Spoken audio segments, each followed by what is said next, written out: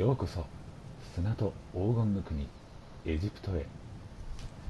はいどうも、お初にお目にかかります。地球上のすべての生とし生きるものの嫌われ者キモイマン37と申します。よろしくお願いいたします。というわけでして、今回ですねお送りさせていただきます。タイトルはこちら、アサシンクリード、ディスカバリーツアーというわけでして、今回ですね動画本数的に言うと11本目ということで、今回も頑張ってね、頑張ってっていうか楽しくね、こちらのナビゲーター、シャディアちゃんですね、シャディアちゃんとともに、楽しくねこの古代エジプトの世界を旅していければいいなと思います。で、ですねこちらのディスカバリーツアーですね、やらせていただくときは、毎回ノーマイクでね、やらせていただいておりますので、今回もノーマイクでやらせていただきたいなと思います。また、終わりしなにですね、ご挨拶の方をさせていただきたいなと思いますので、何卒ご理解ご了承のほどよろしくお願いいたします。で、今回、旅していく、ポイントというか場所はこちらですね。大体、この辺ですね、この辺。結構多いんですけど、この辺をね、今回集中して、旅していきたいなと思います。では、また後ほど、See you soon。バイバイ。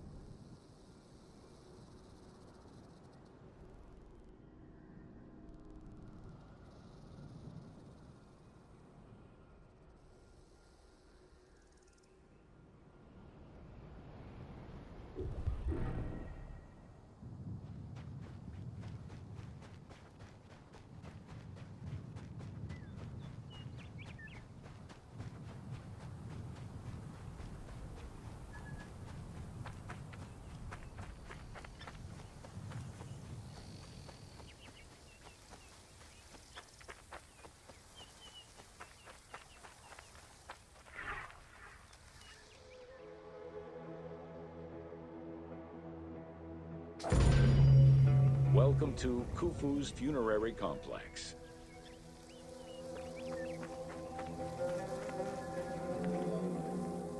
The Valley Temple was the first architectural component encountered when one entered the funerary complex. It was considered the official entrance of the tomb and mixed the structural components of both a temple and a portico. Khufu's Valley Temple shows evidence of a basalt pavement, letting us know where the portico portion of the structure was located. Such a partition is believed to symbolize both the subterranean and solar aspects of the afterlife.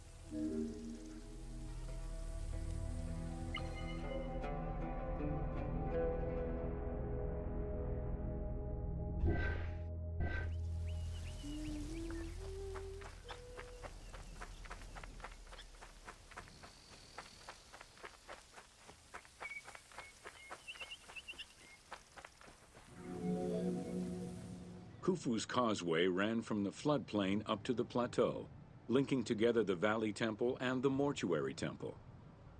A traditional causeway presented itself as a paved path, enclosed by walls and often roofed.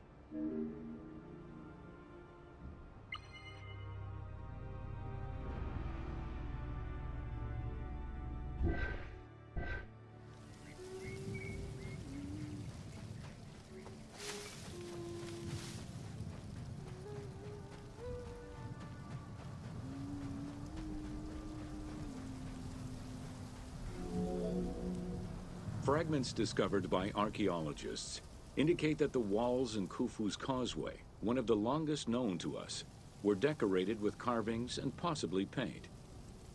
Depictions show a great variety of themes: stars on the ceiling, accompanied by scenes of battles on the walls. Other engravings depicted the creation of the complex by illustrating craftsmen at work.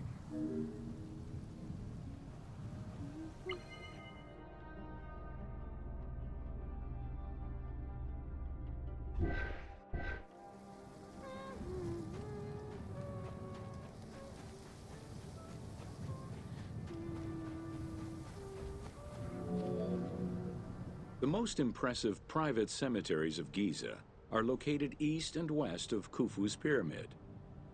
The Eastern Cemetery was reserved for members of the royal family. while the western cemetery was mostly set aside for various court dignitaries. In both areas, private tombs, also known as mastabas, were aligned and laid out methodically in streets and avenues. This arrangement was probably an attempt at recreating the king's court for the afterlife.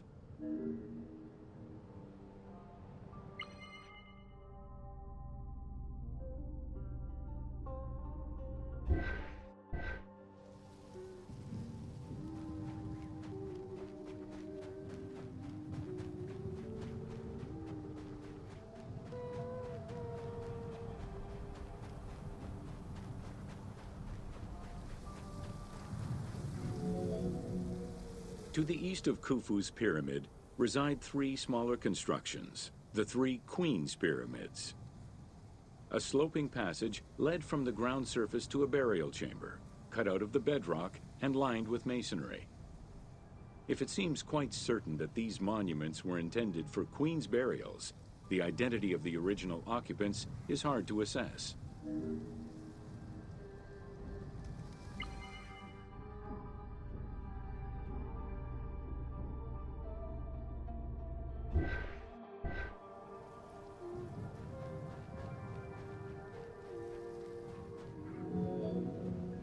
The northernmost pyramid was most likely meant for Queen Hetepheres, who is believed to have been Khufu's mother. However, in 1925, her actual tomb was discovered nearby by accident. It was hidden at the bottom of a deep masonry pit in an underground chamber. Within the concealed chamber, Egyptologists discovered the most complete royal funerary equipment, dating from the Old Kingdom, though her body was missing.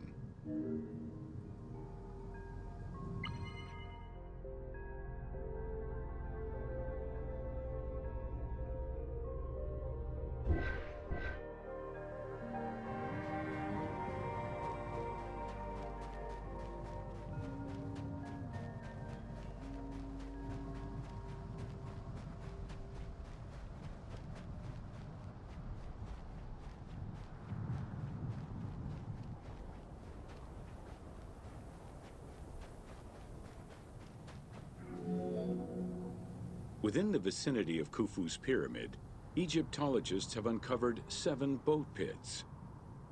The exact function of such boat-shaped pits remains unconfirmed, though one can easily conjecture that it was symbolic in nature.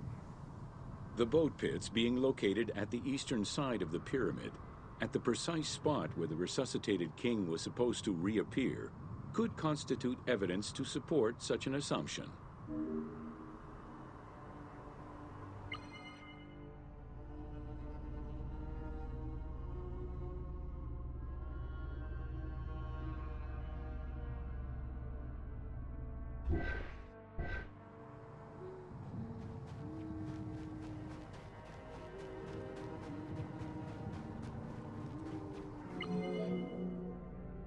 The 2 southern boat pits, each covered by a roof of huge limestone slabs, were discovered in 1954 by Kamal al-Malak, an Egyptian Egyptologist. Only one of them had been opened. 1,224 boat parts made of cedar wood were retrieved one by one and patiently reassembled by the master restorer Ahmed Youssef. This process took 28 years. Youssef worked by following lines of mortise and tenon joints and by stitching parts together with vegetable ropes, all in order to keep the design as authentic as possible.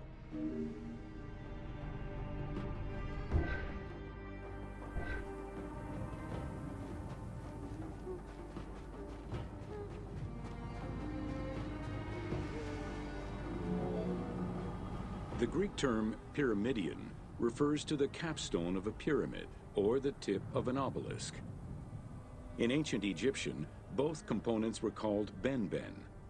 This word was also used for a specific kind of food, a cone-shaped offering made of bread. The pyramidion was intended to be a miniature reproduction of the pyramid, making it equal to the monument itself in symbolic importance.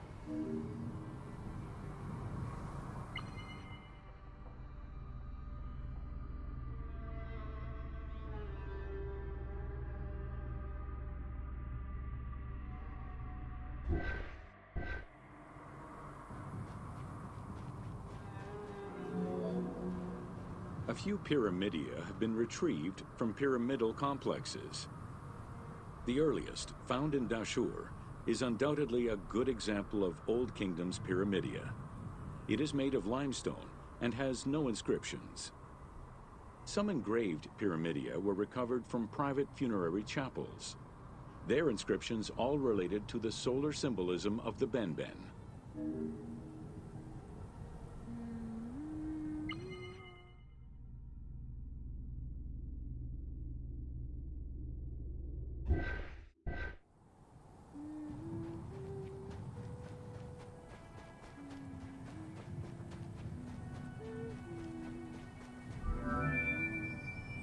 The pyramidia of the pyramids of Giza were never recovered.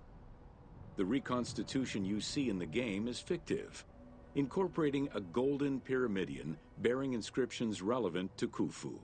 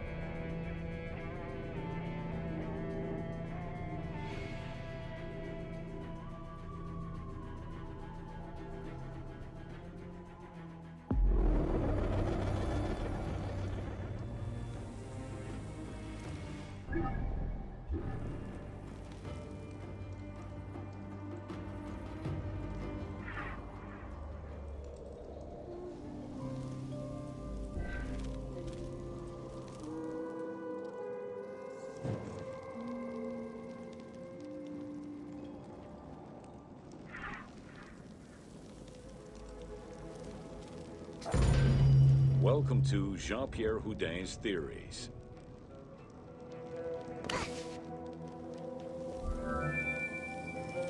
The team wanted to provide players with a sense of exploration and discovery, particularly within the Great Pyramid.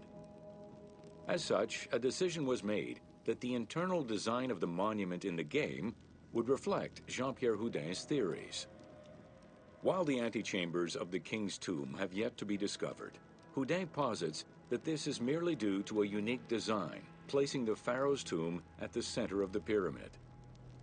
The entire tour you are about to take was designed along Houdin's hypotheses.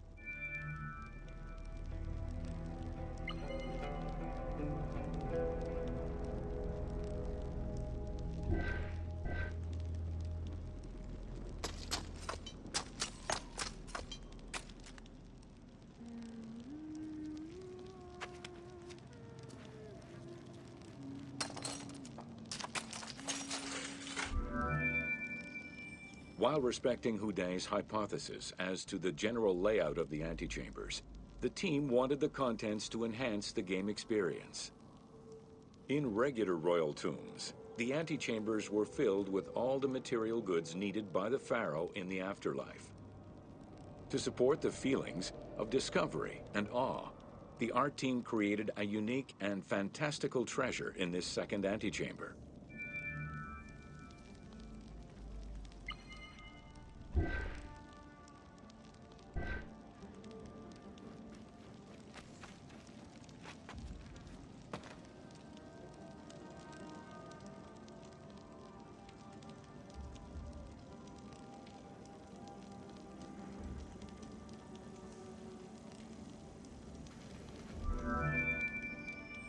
Houdin theorized that the ascending corridor and the Great Gallery were used by the workers to haul hoist the heavy beams above the king's chamber. He called it the service circuit.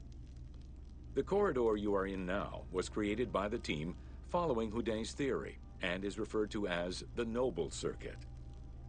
It is through this corridor that the wooden sarcophagus containing the pharaoh's mummy would have been transported to its final resting chamber.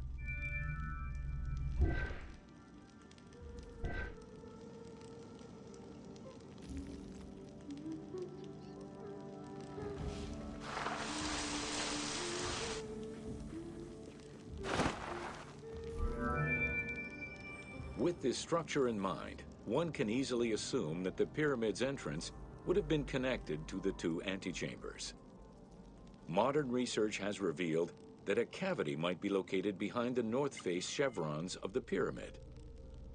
As such, the team chose to create this area for the player to explore. Here is where Houdin believes that the priests and nobles would have exited the pyramid after the burial ceremony.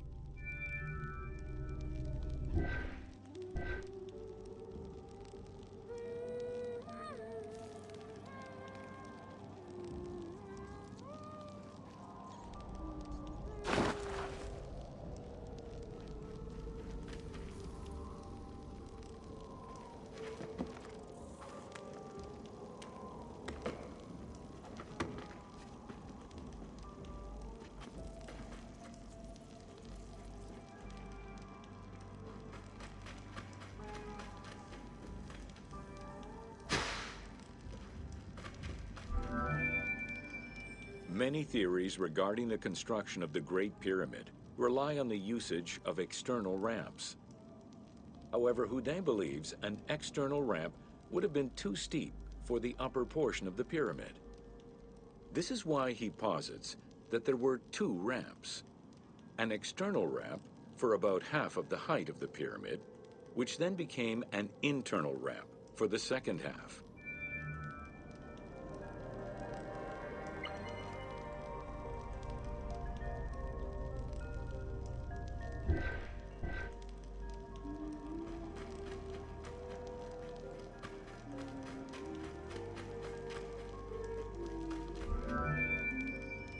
Houdin's theory states that this internal ramp followed the sides of the pyramid in an ascending spiral pattern.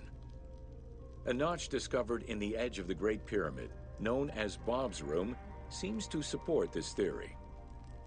Located at the corners of each edge of the pyramid, these large rooms would have allowed workers to turn the stone by 90 degrees, allowing them to continue the ascent. The team chose to create rooms such as this one, bringing Houdin's hypothesis to life.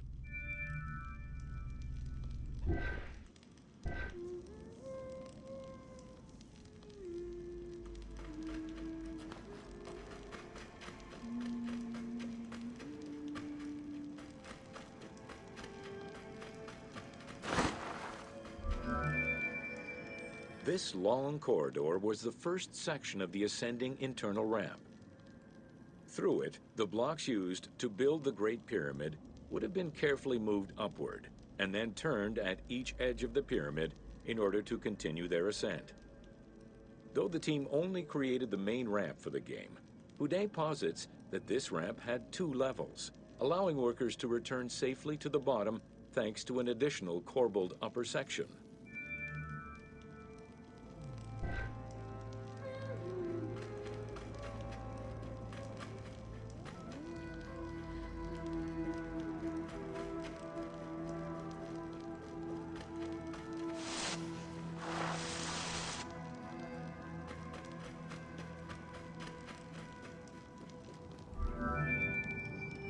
According to Houdin, the start of the inner ramp was located at the base of the southeastern face of the pyramid. This location would have been the junction point of the external and internal ramps. Below us, workers would have built the lower part of the pyramid with the external ramp before eventually switching to the internal ramp for the middle and upper sections of the pyramid.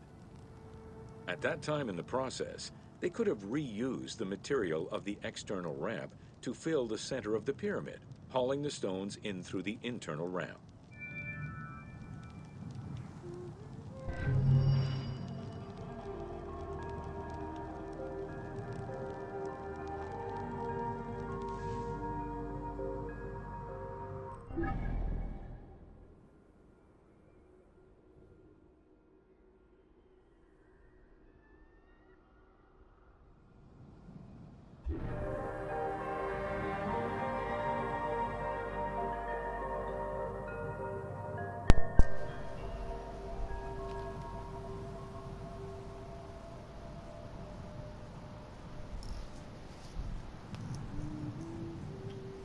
はい、というわけでして、今回ですね、切りも良さそうなので、この辺で終了させていただきたいなと思います。ここまでご視聴いただきまして、誠にありがとうございました。そして、ここまでお付き合いくださいまして、お疲れ様でした。ありがとうございました。今回はそうですね、ピラミッド内部の、探検、探索、ということで、そうですね、ゲーム中でもね、バイクさん使ってね、このピラミッドの中、結構ね、いっぱいいろんなピラミッドの中行ったり来たりして、なかなかね、リアルな造形で、当時は本当に、ね、こんな感じだったのかななんてね、そういう思いを、抱きながら遊んでた記憶が、ありますね。はい。というわけでしてね、今回これで終了なんですが、次回またね、またピラミッドの中を探検する形になるかなと思いますので、またお楽しみにいただけたら嬉しいなと思います。ですね、自分ですね、これ以外にですね、シリーズ動画ですね、いくつか出させていただいておりまして、まず、ウィッチャー3ワイルドハント、狼絶景版、ファイナルファンタジー15に死因ですね。で、これは最近ね、始めたやつなんですけど、シャーロック・ホームズ、悪魔の娘。で、あとはシルバーケース等を出させていただいております。で、それ以外にですね、ブロードキャスト配信なんですが、ホライゾンゼロドーン、ファークライ5、バットマン、アーカム、アサイラムに新三国無双8などやらせていただいております。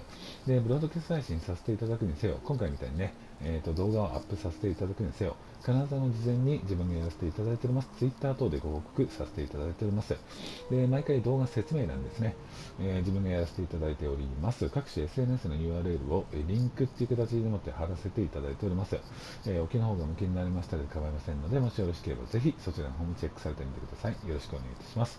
で、今回ですね、奇跡的にもこちらの動画をご視聴くださっている方の中で、自分みたいなのもいいなと思っていただけたらでね、構いませんので、チャンネル登録、あとの動画の高評価等ぜひよろしくお願いいたします。というわけでして、今回、少々世紀も今37がお送りさせていただきました、アサシンクリード、ディスカバリーツアー、動画本数的に言うと11本目ですね、これで終了させていただきたいなと思います。改めまして、ここまでご視聴いただきまして、誠にありがとうございました。そして、ここまでお付き合いくださいまして、お疲れ様でした。ありがとうございました。また次回、12本目ですね、皆様にお会いできることを楽しみに、今回これで失礼させていただきます。ありがとうございました。バイバイ。